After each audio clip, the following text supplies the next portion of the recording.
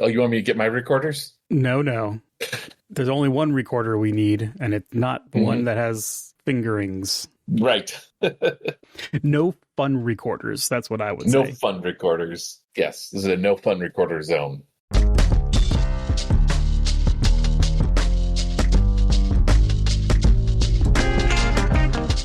Welcome, friends, to the Unwritten Earth Symposium podcast, the podcast where I sit down with my good friend, Epadiah Ravishal, to talk about fun.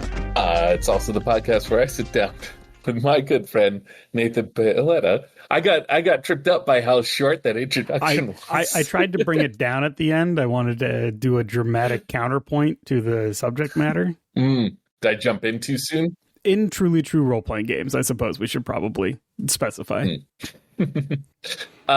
Yes, fun in truly true role-playing games. But, you know, the difference between that and fun in other situations is a very porous membrane. I don't know why I put it that way. So you proposed this topic. Right. So, and we, as we like to do, chatted about it a little bit and then, save it for the show. Right. But it's one of those things that I feel like many after hours hangouts turn into saying like fun, like a semantic argument, semantic argument, not even an argument, but kind of like a sigh, like a weary, like a shared, been through the trenches together kind of situation where it's like, what is a game? What is fun? Like that's what we're all doing here. But then like, I don't know, I can't tell you what that means. Which is it's a zone full of potential energy. Yes. Or here we go. Okay, I found a metaphor. Okay. It's a hot stove of potential that we keep touching. Yes. And we never learn our lesson. Never learn. Well, okay, so I was thinking about it. I have this internal tension, right, when I'm designing a game, because I love game mechanics.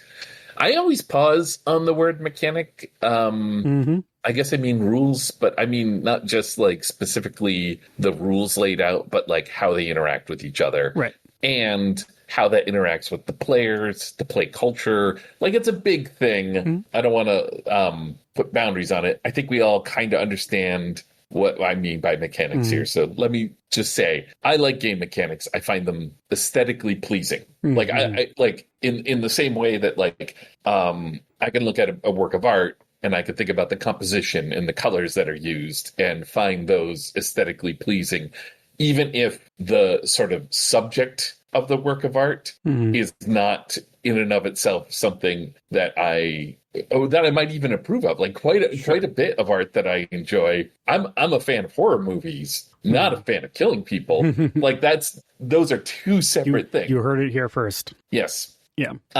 So okay. What I'm trying to kind of drive at here is this tension between this part of me that looks at mechanics and goes, ooh, that's neat. Ooh, I like how that works or whatever. And then the other part that's like, but will that be fun? There are games that I've written, there are many games that I've written that I've never published, and some games I probably published. There are many games on these shelves that I own that I don't know the group in which to play it with where they'll be fun. Sure, yeah. But they're still intriguing to me. I still pull them out and read about them and dream about them. And you know, I don't think that they're without value, I guess is what I'm saying. But that fun bit is important and, for lack of a better term, fundamental to our business model. The implicit promise in calling something a game is that, well, there's two implicit promises. You play it, whatever that means, and it's fun, whatever that means. And I think especially a lot of games kind of in the tradition that I feel like I come out of, a lot of the, heavily, dare I say, narrativist supporting kind of Forge era games were really interested in playing with what is fun anyway as part of the game. And this is something that like my game Carrie, a game about war, about Vietnam, or about being a soldier in Vietnam, is a game that is like, it's right in that the crux of that question.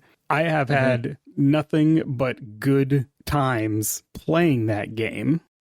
But it does feel a little imprecise to say, like, playing this is going to be fun, because it is centering on human questions about war and loss and death and trying to claim some humanity in an inhuman situation. There's movies you can see that leave you weeping. And like, you would describe them as good movies that you enjoyed, but that you'll never watch again because you don't know if your heart can handle it, right? Yeah, and I think something that I would, when I was talking about the game to people or selling the game to people, one of my lines would be, the game is fun in the same way that watching a serious movie is fun. Like, there's not like ha giggle fun, but it can be satisfying to experience, right? Yeah. Haha giggle fun being a brand for a different kind of game. Yes. I'm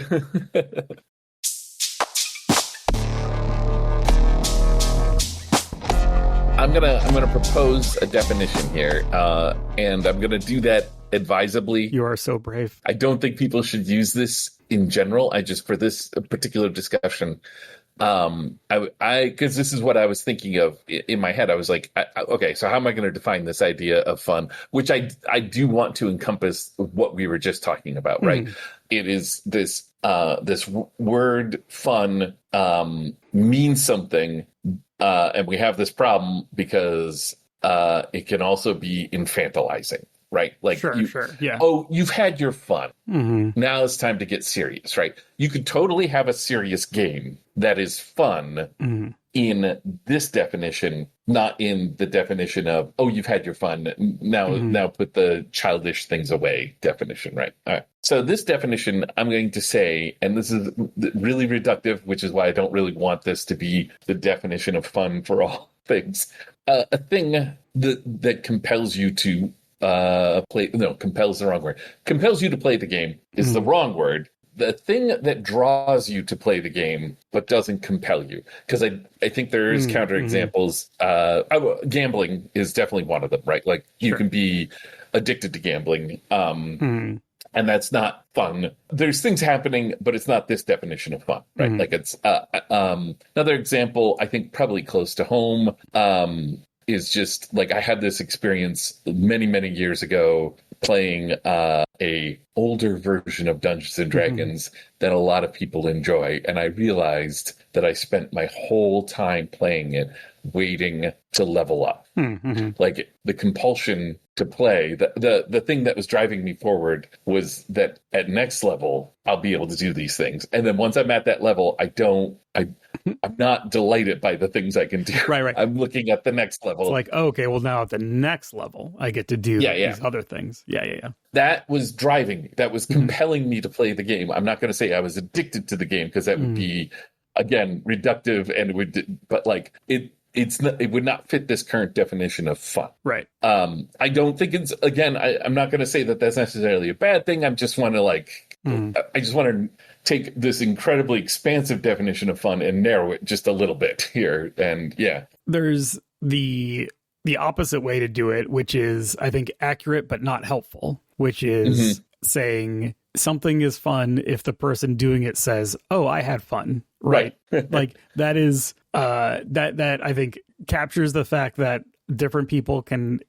have fun with different things, find different things to be fun, and that there's no definition or framework that we're going to be able to establish, especially just like talking here, that's going to corral all of those people into the same place where everyone who says I had fun doing X is talking about the same thing. I absolutely have not had fun playing games which every other participant has had fun. Right. Like, that is an experience that I've had. It is highly individual. So So the question for me is less, can we articulate a definition or a way to define fun, and more, what are more actionable concepts that we can work with as designers that lead people to that place where they say, oh, I had fun. Yes. Like, this gets to that tension that I was just talking about, where I can get really excited about mechanics that are not fun. And I'm just gonna like use mine as examples here because I feel a little bad about like calling things out. And like we just said, fun for one person is not fun for another person and all that, whatever. But I've definitely over designed. I mean, that's my tendency, is to over design a game and then cut back. Yeah, it's just it's how I like to write. That's how I like to design. I've told this story a lot of times, but there were a lot of rules to Dread that when we sat down to play the very first playtest, we ignored because we were having too much fun, and they never ended up in the game. There were dice mechanics before we started playing Dread. Right. You don't know about them. They don't exist. Those are the secret dice mechanics. Yeah. I was thinking about them the other day, and I realized that like I'm not entirely sure, but I think there were 2 6-sided dice, and one was like your husk die. Very much like this has shown up elsewhere in Epi's design later on. Like this is, but yeah, and part of that is just figuring out like this is a beautiful mechanic. I love it. It's a thing of it's a thing that I can appreciate, but I have to kill it because it's not fun. Like I have to remove it from the game because it's not fun. Right. So what does that even mean? Yeah. How do you quantify that? Like on both sides, like what makes a beautiful mechanic? That's not our topic. Let's not get into it. Sure. But like, yeah. And I guess like one easy answer is this cognitive overload, right? Like, are we hitting the player with way too many fiddly bits, and they're just not going to internalize the ones that we need them to internalize? Or is this thing like a different metaphor than the rest of the game? And it's not that that's wrong, and I want to be very clear about that, because you could do really fun things where you have part of the game work on a particular metaphor you have going, and then you have one that's jarringly different, and that's a statement. That's a thing that's happening, right? Like, to me, it's exciting if you're like, hey, my game has fights, race car driving, hacking, and magic. And then you're like, I'm like, okay, let's see what you got. And then they're like, and everything is just this, you roll this die and try, like, why I want those to feel different. I would like those to have different metaphors. I don't want the way your fight's working. Yeah, that like unified mechanic kind of, when everything is one thing, it all ends up feeling the same, even if it's like supposed to be different. Or the promise of it is that it will feel different. Right. Yeah, because you can come at it a different direction. You'd be like, I have this one mechanic, and I'm like, okay, what is it? And you tell me the mechanic, and suddenly my brain's like, oh, I could do race car driving and sorcery and hacking with this.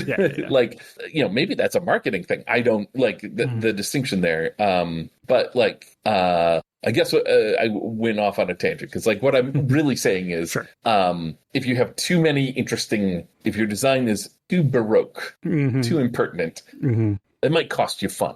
It might cost you fun points. Each element in isolation is like, oh, this is cool. It makes sense. It does a thing that I want. And then when someone is trying to handle them all at the same time, it's like, oh, now I've just handed someone a huge, like I'm dumping a bucket of marbles in their hands and expecting them to try and hold them all. And it's just like not going to work, even if they're all beautiful marbles. I think that at the same time bit is also important as well, because I think if there are different moments to deal with the game in different ways, and that is a way to get more stuff into it than you would normally. For example, dividing a game into phases where each one works slightly different. What I'm thinking is I'm stuck. I have so many things so many ways this could go. I'm trying They're to all pick like one. Jammed in the doorway. Yep. Yeah. All right. So I just want to touch back on this idea of like, what are these different actual like things we're talking about? What's the goal of this potentially baroque set of mechanics, right? Like what are we doing here to produce a state where the person at the end of it who engages with these things is going to say, oh, I had fun, or oh, I didn't have fun, right? Or it's a spectrum, or I had fun doing this but not that, or I see where the fun is, but it's just not a kind of fun that I'm interested in. Right. Yeah. These are all things. And I think part of self-reporting on that spectrum, I think there's a lot of like, how much experience with games do you have? You know, how reflective are you on your own experiences, like that kind of stuff. I think it does tend to correlate with when you play games with lots of designers. Everyone has a lot of skill at being like, oh, I see what this is supposed to do, or I see what it is doing, but like, that's not the kind of thing that I'm interested in. So like, maybe I'm not the right person to be talking to about this game, but you do want to talk to Epi because Epi loves this shit, right? Like that's the... but that's again on the other side where it's kind of like, let's talk about the game. Like, I think that there is this, the initial fun is kind of an important thing. Like the butts and seats. If you're going to play a game, your number one job is to get butts and seats. So like from the get-go, like, does your premise get someone to go, oh, that sounds like fun? Right. Like, and that's not that pitch may include mechanics. Quite often it doesn't. Like I just said before, when I was like, you know, we got fighting, race car driving, hacking, sorcery, and whale riding. That was it. Whale riding. That's what I wanted to add to that list. Yeah.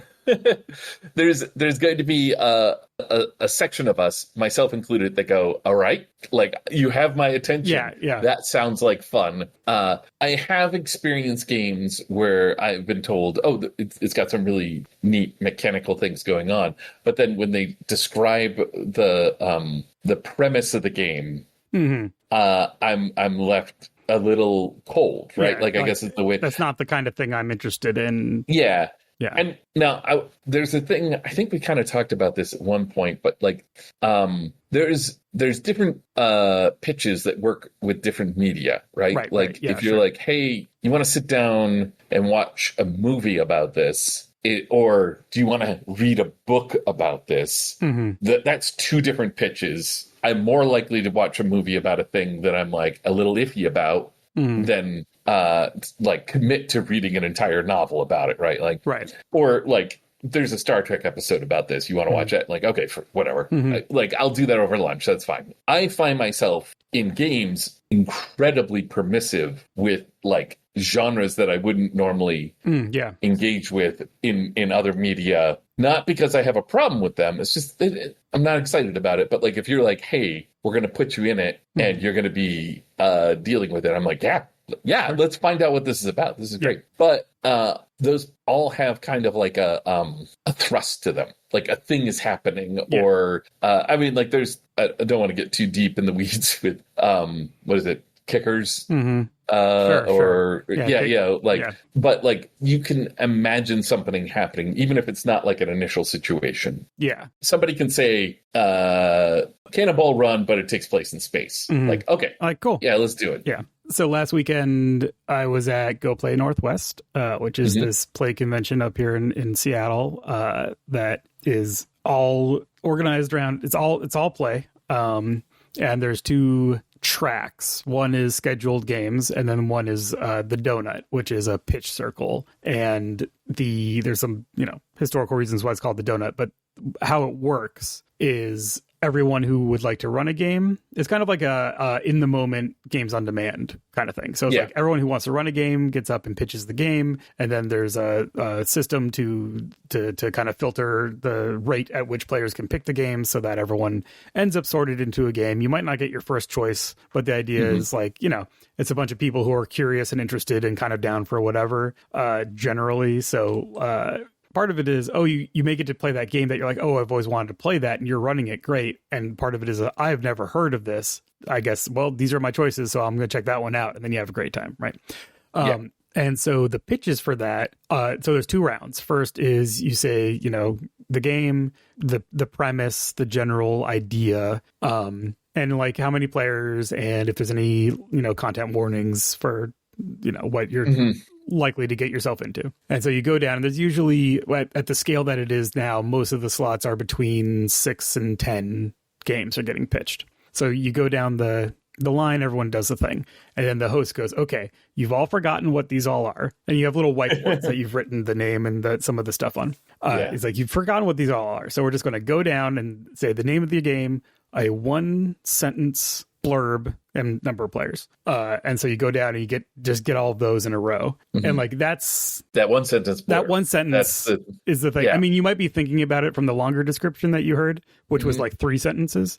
But then that one sentence is like, okay, here's all the games. So it's like, this person's running a Burning Wheel scenario. So it's like, okay, well, if you know you like Burning Wheel, then you probably want to do that, right? Yeah. And then this person's running a game where you play little mushroom people. It's like, okay, that's the one sentence. So I was like, all right, yeah, that sounds fun. I'll play mushroom people. I'm like, Swords Without Master. You got your swords and sorcery. You got both of them. Got both flavors. Of them. Where else are you going to get those two? Right. Yeah. Anyway, so that's just to say there is. So that's Does that sound fun? Right. Is kind of the like first. Yeah, that's the first filter. Like, okay, right. And then you got to back it up in some way. I think there's something about that one sentence too that makes it. I know this feels well. Okay, I think that's kind of important. There are games that I have that like again, I'm trying very hard not to mention games by name, but there's this one from I think the 90s even. Where the premise really stuck in a friend of mine's head. Like, he was like, I think this is a great idea for a game. It was a game that he had bought that he wanted to play, and he was pitching us on it. And it was such a mishmash of this meets this, this meets this, meets this, that it felt like nothing. It felt like it felt like a and not like in the like, because I 100% enjoy those kind of kitchen sink ones where it's like everything thrown together and it becomes wacky and wild or whatever. I'll do that. But this was like, here are all these things, and the creator of the game had very specific ideas about how those all fit together in some new world that just didn't feel remotely compelling. Like, it was like once you average all of these things out, right, kind of thing. Yeah. Like, he described it, and I was like, I don't know what. I mean, I technically know what my character's options are, but I don't know what any of those are. Like, right. I cannot think to myself of like what an alien person on this alien world with this alien job, what their alien concerns are. Yeah, what are their concerns? Yeah, for sure. I'm not saying that like that's not an interesting thing to plumb. I'm just saying that like that's an example of like a premise that like all the different parts probably would have worked with me, but like the way they were put together, I was like, I can't find the fun. I can't see what's exciting about this.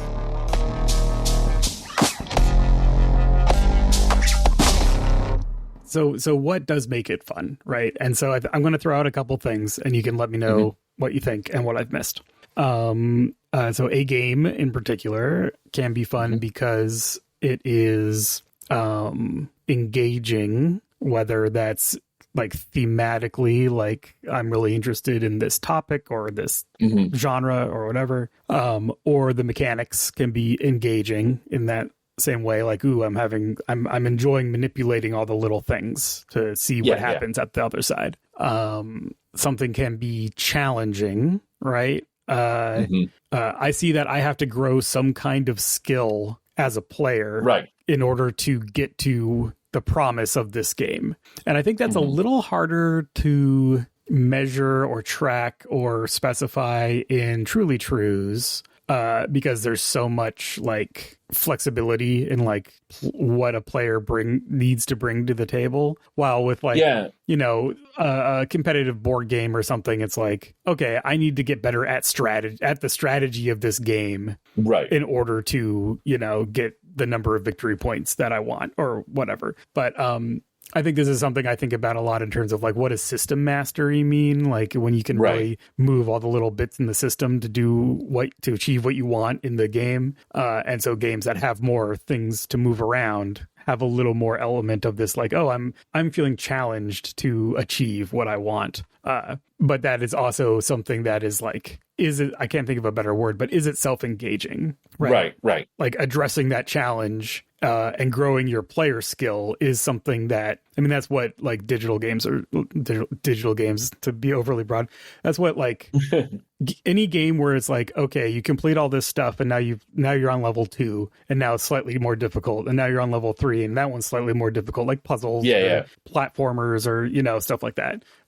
That's what the fun that's activating, you know, can be in your truly trues. It can be satisfaction, right? I had a satisfying experience, which I think often is like, this is something I think about through the lens of wrestling all the time, which is like, I heard once, I can't remember where, that wrestling storylines are great when they end either in exactly the way you expected or exactly the way you didn't want them to. Right. Yeah. There's lots of ways they can end, and a lot of the time they're not either of those. But those two, when they hit right, you know, and sometimes they're wrong. Sometimes they mess up. Like the storyline, they're like, oh, we want to end it in a surprising way. And you're like, no, I wanted the ending that you're obviously going towards. I've been looking forward to it. And now you've like gone off on different direction just to like to mess with everyone and be like, aha, you expected this, and extend it more.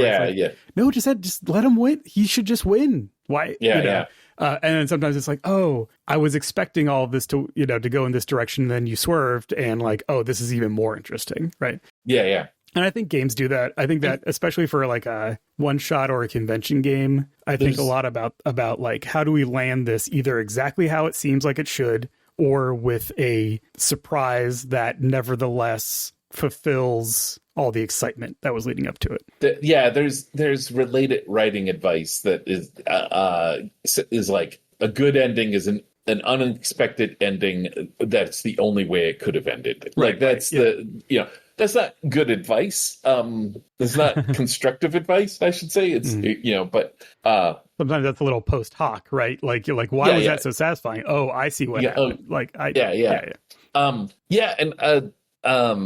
think that there's things that we could say about fun at the end, right? Like at the end of a game, it's worth looking at when fun is happening. As poorly defined as all this is, and also I am now distracting again from your list, so I apologize. Continue. Oh, so I was like, was there anything else? I think there's I don't have a good word for this, but discovery. Not necessarily in the sense of like, let's discover what's in this world that's like already written in the source book or whatever, but like just that the discovery of what is the nature of this experience as it unfolds. And I'm kind of getting to that through thinking about like almost all of the fun. Sure, a game's fun or whatever, but like let's differentiate here between the game as an object that is a published work and the game as an activity that is at a particular table with a particular set of people. Okay. Right? Yeah. And so the fun of that second game a lot of the time is directly relevant to who are the people at that table and how are they interacting. Right. And discovering those interactions is like a lot of fun, I think. Yeah. A lot of where the fun comes from. And then the game as a published object can, support, subvert, or change, and ideally all of those things, what that interaction is, but like discovering what are we going to talk about, right? Like that coalescing out of the ether is like very fun, at least for me. I like the support, challenge, and subvert, or something like that. Yeah, something like that. Those are good distinctions. I just want to add to the list novelty, which is like, I haven't experienced this before. Let's try it out. Oh, like, for let's sure. do this. Like that. And again, I think that's very designer brain, where it's like, ooh, I've never heard of that. Yeah. Like, yeah. I don't care about sci-fi stuff at all, but you're using, I was going to say a roulette wheel. It's a game that uses a roulette wheel, but you're doing whatever. You're doing this mechanic, and I'm like, ooh, I want to see what that's all about, even though I don't really care about the fiction of that particular game. Yeah. I mean, like, but it could also just be like a bit of fiction that you're just like, I didn't even. Yeah, or the fiction could be the novelty. Yeah, exactly. But this support, challenge, and subvert, I think, is kind of nice. I often think I brought this up before. I'm going to swear. Apologies. But there's this reaction that my dad has to some games where I can see it happen with him, where he's playing it and he's like, oh.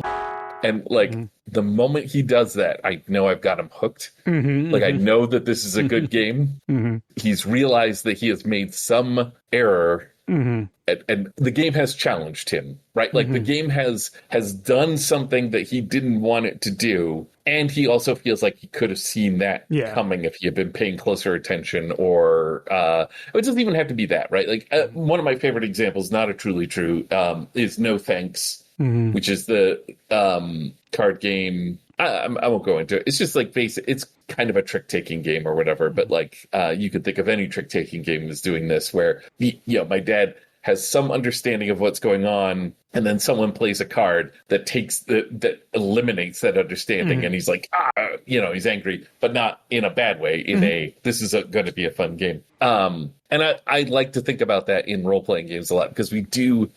You hear the term as praise, and it makes me die inside, which is like, oh, the rules get out of the way. And like I understand what you're trying to say there. I think, I mean, I can't get into someone else's head, but my charitable read is the rules were so aligned with what we were doing that it didn't feel like we were breaking out of something to go to a rule and then go back. And I mean, like, that's all fine, but like some of my favorite moments are when something happens and the rules say no. You're like, wait a minute, all of this was based, and the rules are just like, no, think of something else. And I'm not saying that that's just in isolation good. Like there are definitely moments where I'm like, well, this is very frustrating, because all of the art that comes with the game, all of the writing that comes with the game, everything is saying one thing, and the rules keep making me lose. There's a difference between, and I think this gets to, like, as a designer, at least looking at my own work, one of the differences between rules that are good and rules that are not as good would be, are those no's happening, just as you say, in the spot that is stymieing the promise of the game. And then you're left going, oh, I don't know what else to do, because nothing else about this game has given me anywhere else to go. Now I have to generate. The game has been telling me. Now I have to go from zero to like figure out. This is the I did a whole D&D combat and I missed every single roll with my every single attack roll, and it's like, okay, like I guess that's interesting in a way, but that experience is kind of like, okay, I didn't get to do anything in the game that tells me I get to do stuff.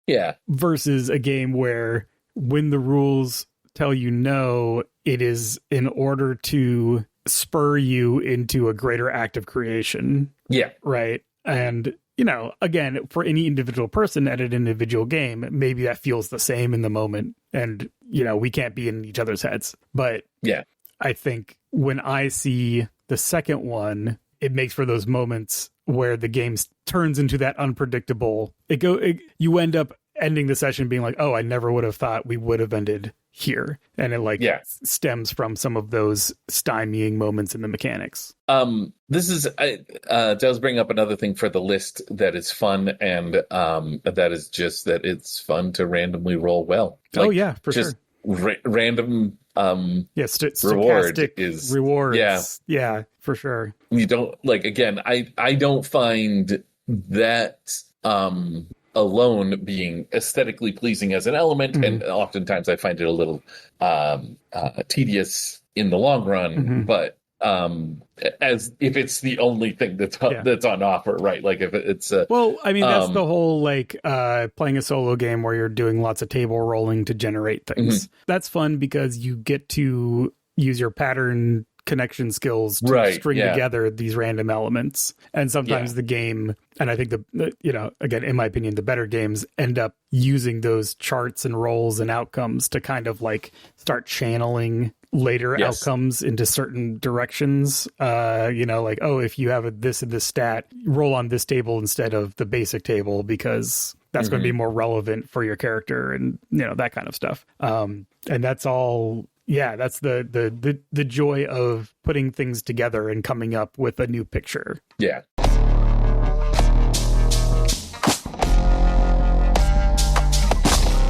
I mentioned earlier, like, thinking about these as different moments. Like, okay, what that sounds like fun. That's the first thing. That's the butts and seat. That's the like drawing people in. There's also like fun during character creation. If this is like if that's an important part, we can critique games by saying this game is really fun to make characters, but it's not so fun to play them, or the other way around, or whatever. That's like, we all have those experiences that exists. There's fun at the table while you're playing. There's fun that can happen between games. Sometimes that is leveling up. Sometimes like you just have a game with a premise so juicy that between games you're still in it, thinking about your character. My most recent example of that, I was playing in a homebrew Star Wars game and just like looking at the spaceship that we were on and trying to figure out what the living arrangements were, not while the game is playing, was fun. Like, that's a very fun thing to do.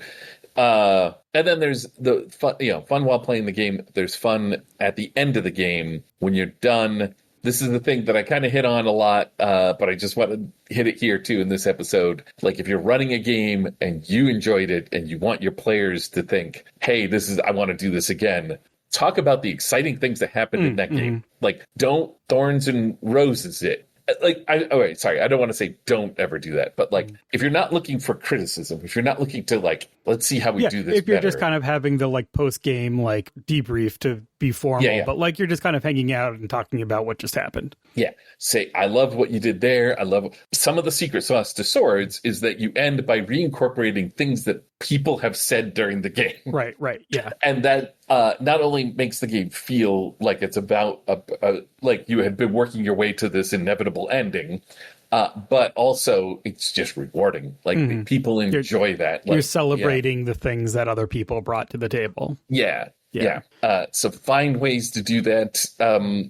And you don't, well, I guess what I'm saying is, and you don't have to mix that up with bringing out the bad that happened, if that's not the goal. If you're not expressly looking for critique, I mean, because sometimes those conversations lead into like, I kind of wish this had happened, or I kind of like, I kind of wish the game did this. Yeah. Being a little present to say, let's talk about that, but let's get back to these fun things that we did before we like all leave. Have that last taste be dessert, right? Yeah, exactly. Yeah.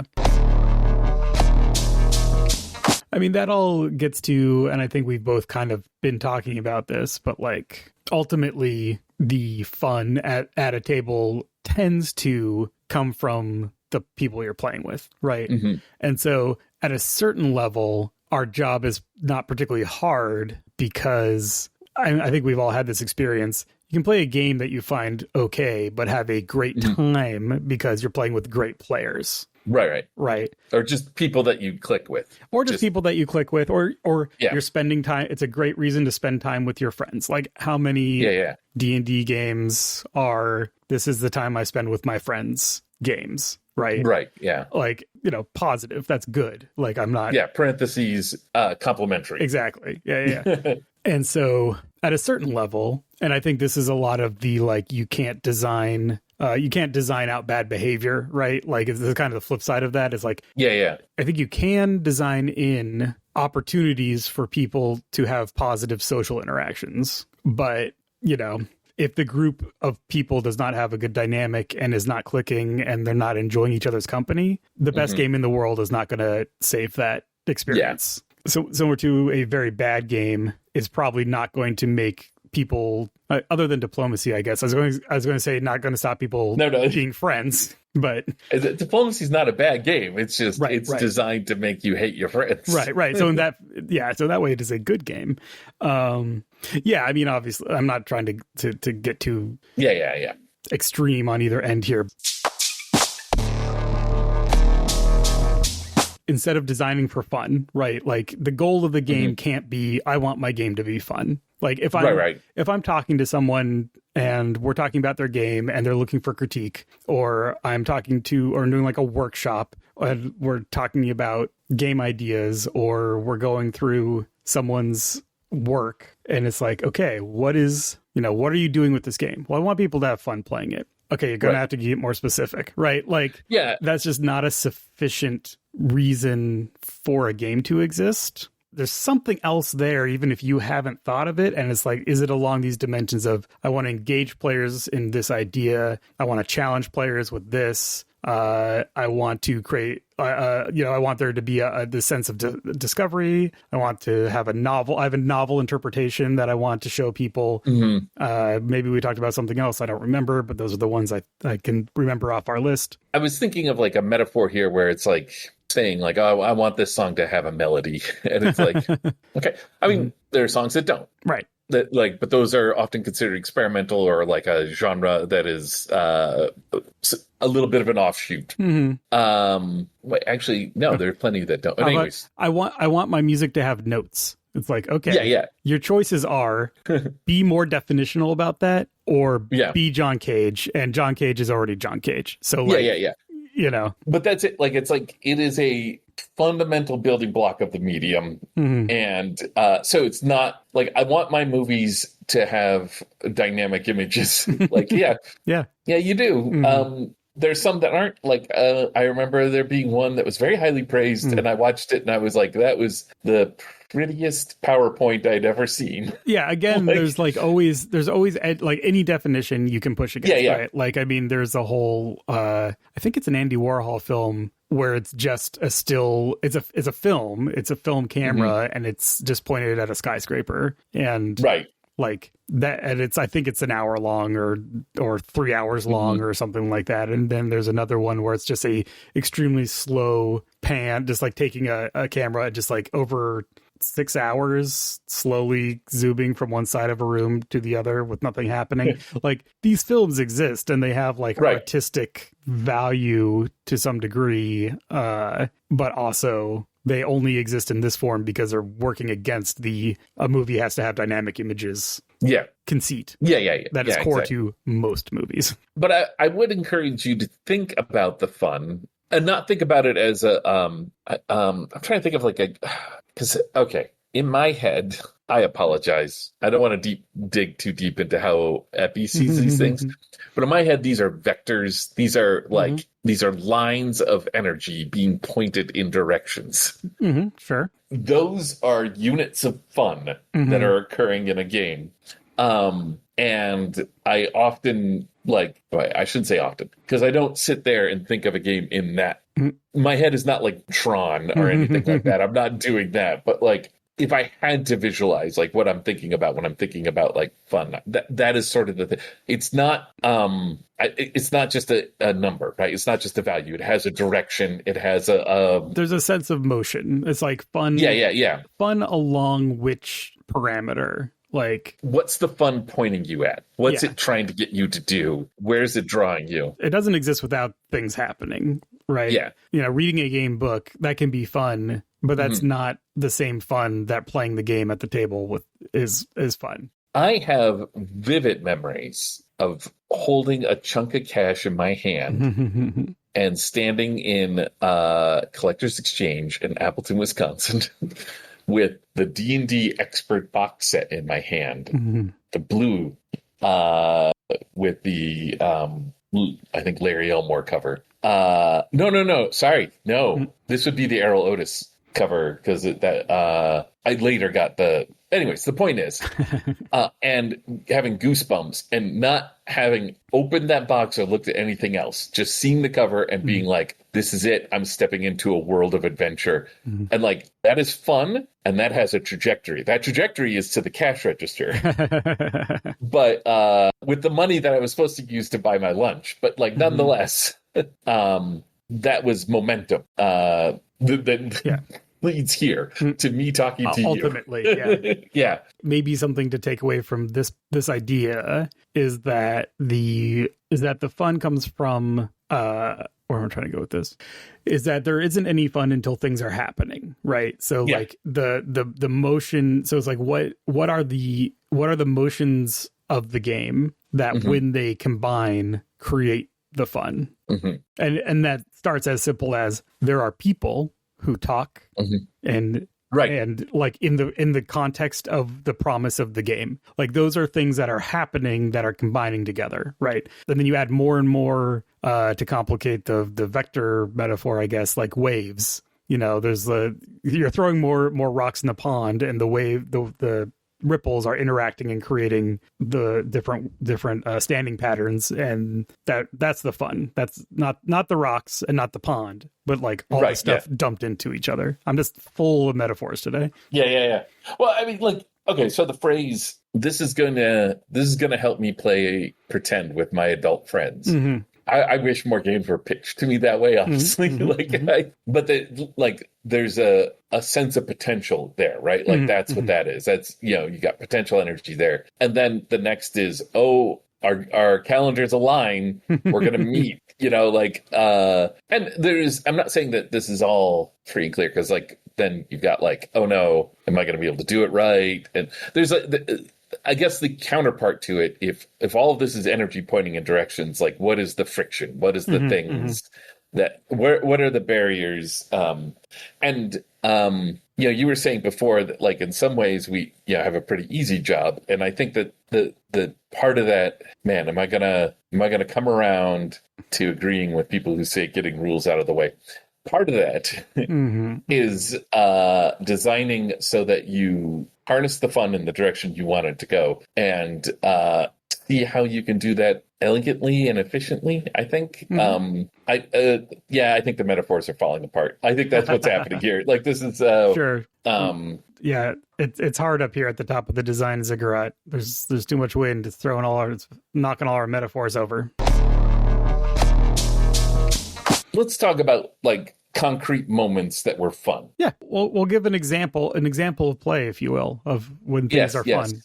The one that came up on the Discord, there was someone who was asking about running a swords game that ran backwards in time. And it reminded me of a game that I had run that accidentally did that. Like, we sat down to play the game. The initial situation was in media res, and it ended poorly. It was a perilous phase in which you could interpret it as a TPK, right? Like, sure. Which is weird for swords.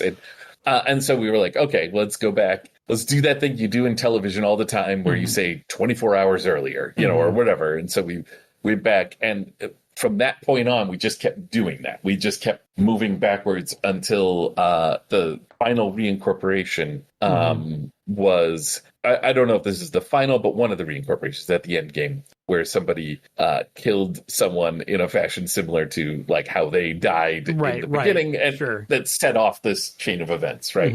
And it was fun in a number of ways. During it was definitely fun as everybody just sort of like realized that they had the ability to do this, like with the rogues demands, and that has the fun of like a shared joke. Right, like as you build on it, each person sort of like, everyone's building on everyone's in on the bit. Yeah. And then part of the fun, I imagine, is like extending it each time. Exactly. Yeah. And they're like, it's still working. It's like, just keep doing it. Like, how far can we go with this? Yeah. And then, having that sort of satisfying ending that like calls back to the beginning. And it just, like in my head, the thing about it that stuck was that it just reminded me of like a lot of, when we say sword and sorcery, I would say, if I said this term to you or anyone out there, the first thing somebody would think of would be Conan, probably Arnold as Conan. Sure. But the genre is huge. There are plenty of, and there are a lot of stories in it which are just about the worst people obeying their worst impulses and being punished in the worst way for it. I love them. I love those stories. And this felt like one of those. And it's not the usual, like I said, it's not the usual thing that pops into people's heads, right? Like, so that was fun. So, I was trying to figure out a way to, like, we haven't really created a structure to analyze fun, but just pointing out what's going on in there that was fun. In context of what we've been talking about, it's kind of like you're on that journey of discovery together to extend the bit, but you're also playing a game that supports doing that, right? Right. Like, not just supports in terms of, I mean, you could do this, like anything is like, well, you could do this in any game, just like narratively, like, okay, we're going to set the next scene a day before. But because of how Swords works, like each of the phases gives you a slightly different way, like gives you all the material you need to continue playing the game as written, with all the pieces you need, all the threads and everything. Yeah. And it's not discontinuous with the narrative moving in the other direction. Yeah, exactly. Yeah. The fact that you're reincorporating threads doesn't mean time has to move in a particular direction.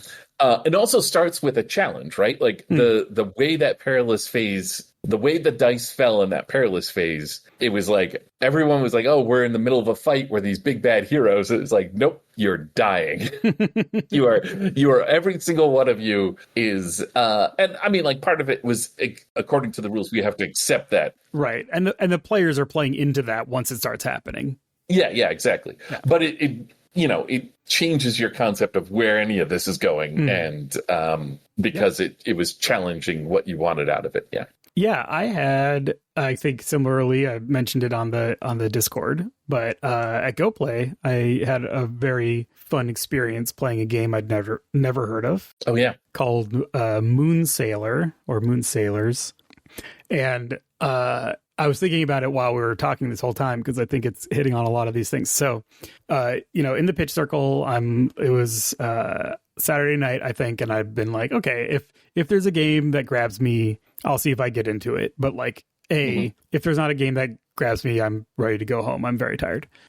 B, if I don't get into the game that I'm like actually excited about, I'll just peace out. That's fine. And then I ended up hearing a game that I was excited about and then getting into it. So that worked out great. Serendipity. So this game, Moon Sailors, it was pitched as you are melancholy astronauts floating through space, and you play with your eyes closed, answering questions, asking questions of each other. Might not want to play if you're very sleepy because your eyes are going to be closed.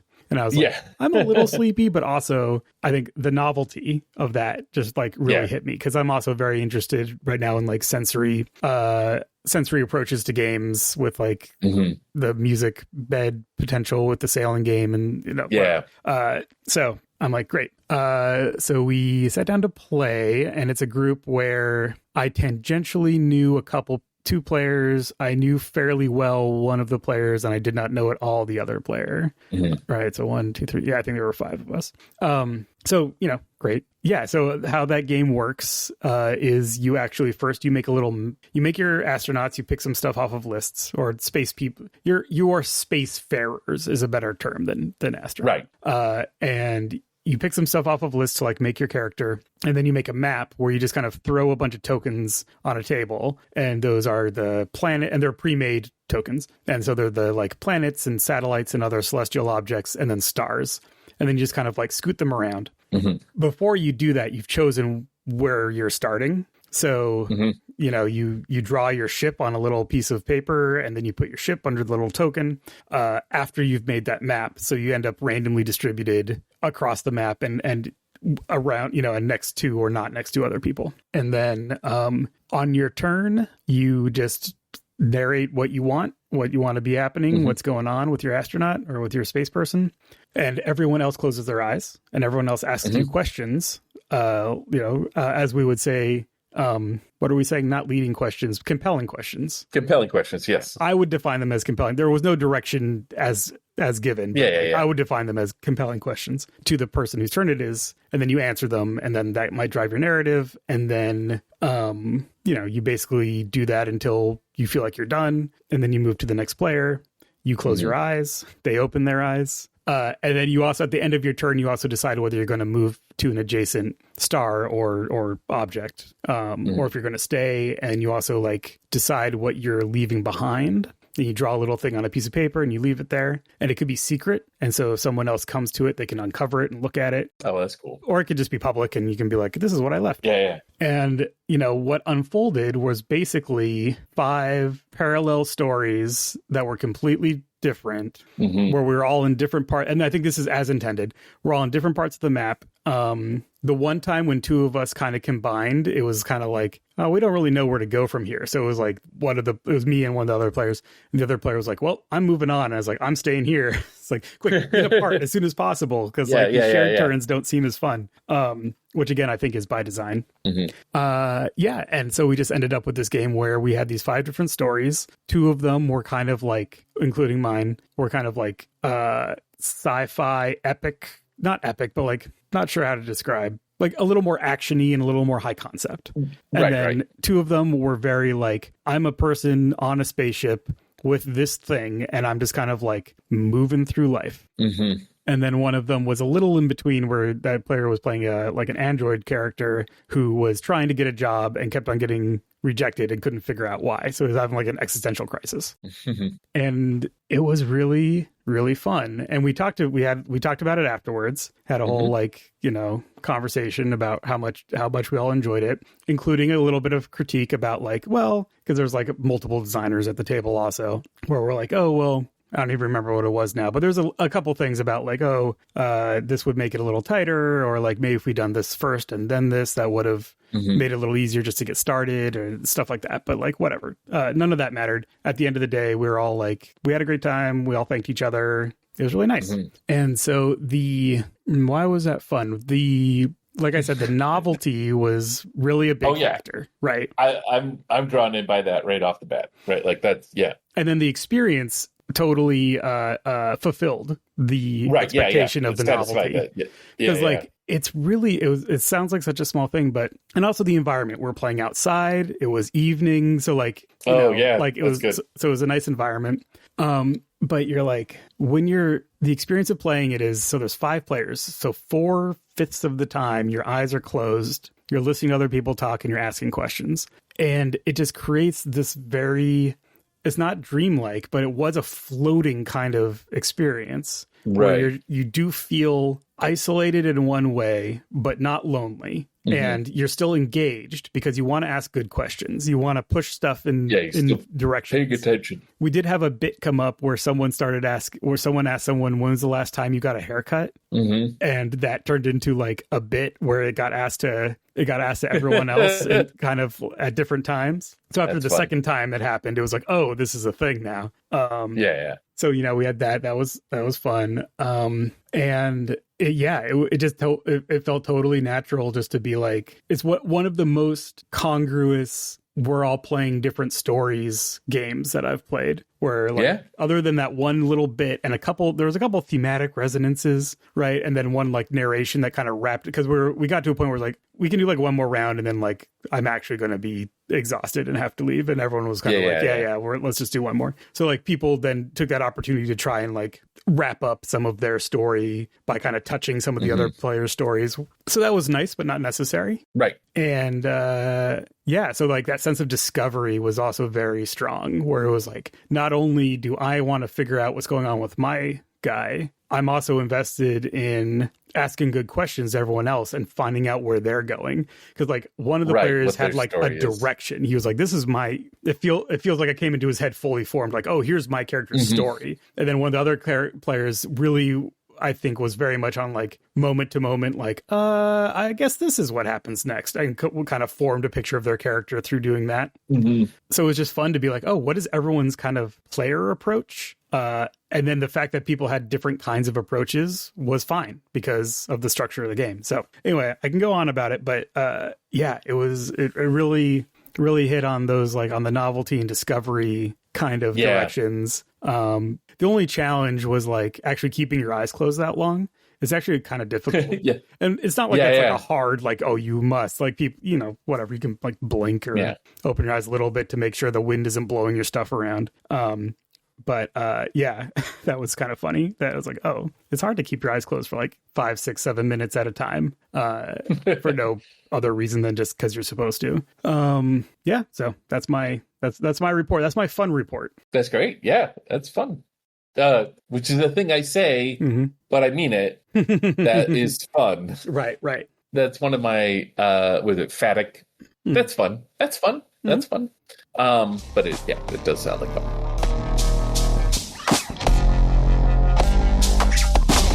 Well, we did it. We talked about fun, and now we know all about why games are fun and how to make them fun. So we've defined fun for all future generations. All right. Well, if you want to join us in having fun, I think we've had some really good symposiums over at the Discord. Oh, yeah. People have been posting some. The symposium is the forum thread area where people can bring up topics that are meant to be a little more archival / return to them over time kind of discussions, but they must be phrased in the form of suppose XXX. Yes. Or suppose ... It's probably better.